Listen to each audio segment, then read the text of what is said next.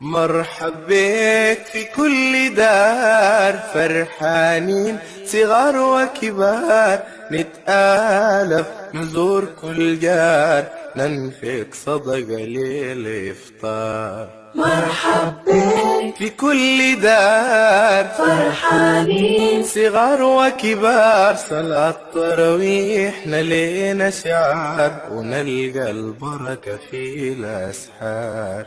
يا رمضان سلام مرحب، شعب المسلمين رحب، منتظرين بنترحب، مرحب بك في كل دار، فرحانين صغار وكبار، نتآلف نزور كل جار، ننفق صدقة للإفطار. مرحب بك في كل دار، فرحانين صغار وكبار، صلاة تراويح نلينا شعار، ونلقى البركة في الأسحار.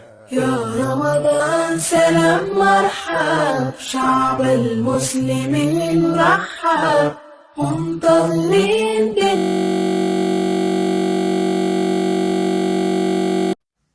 السلام عليكم ورحمة الله وبركاته.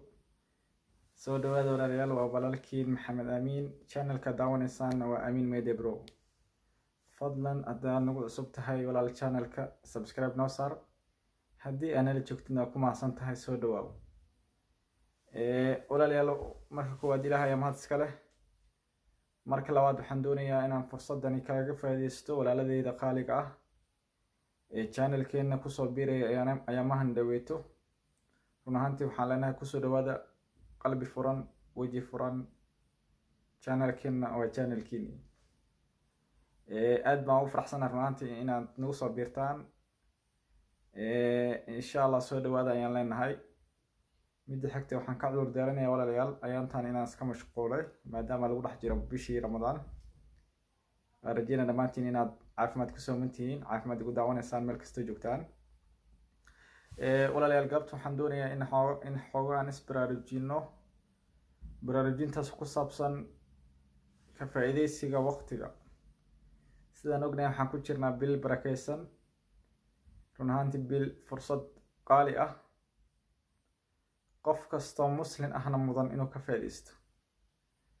haddaba waxaa dhacdo badanaa inaan waqtiga si munaasib ah inayna ugu faa'iideysanin haddaynu nahadle qaasatan dhalinyarada. waqtiga walaalayaal saan ognahay waa cimrigeena, intaan waa cimrigeena. waqtiga waa wax muhiim ah. waqtiga sidiisa waa waqti wuu cararaya, waa aragteen. waana taasi macnaheedu waxay tahay waqtiga cararaya waxaa weeyaan cimrigeena ayaa cararaya.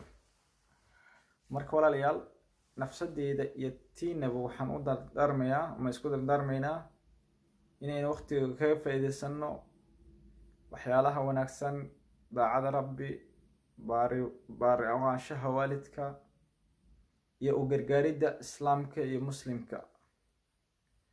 muslimiinta u gargaarto, waalidkaada baari u noqoto, iyo rabbi oo wuxuu ku faray aad kaga faa'iideysato, ayaynu waqtiga ugu faa'iideysan karnaa. run ahaantii maanta waxay u muuqataa waqtigii badanaa inaan dayacnay.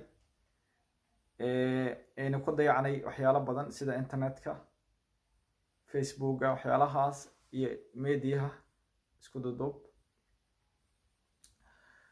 qofka waxaad dareemi kartaa walaalayaal maanta inaynu nahay ama inaynu iska arkayn inay noqonay wax la dhaha addicted, oo aan ku noqonay telefonka, khaasatan telefonada smartka ah oo iminka soo baxay ama iminka socda.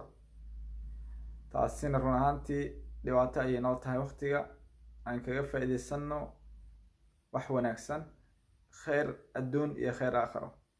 qofka inuu adduuniya u shaqeysanayo dee waqtigiisa adduuniya gelinayo, iyo markuu adduunyadiisa soo faaruqo oo dee shaqadiisa ama waxbarashadiisa kasoo baxo in uu aakhiradiisa u shaqeysto, ayadana waa wax wanaagsan oo aada u muhiim ah.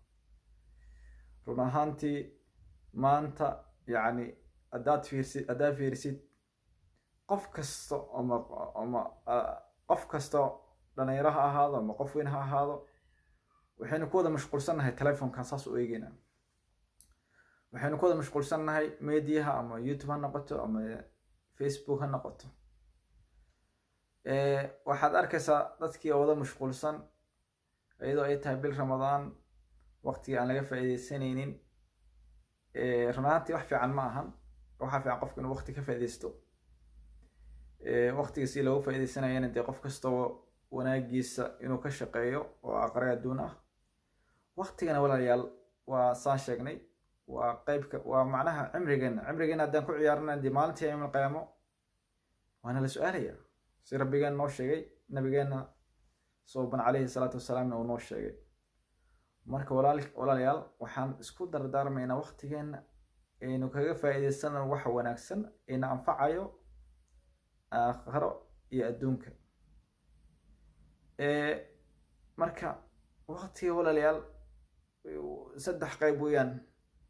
waqti aad jiiftid, waqti aad adduunkaada ku mashquulsan tahay, iyo waqti aad macnaha aad aakhiradi u shaqaysanaysid aakhiradaada.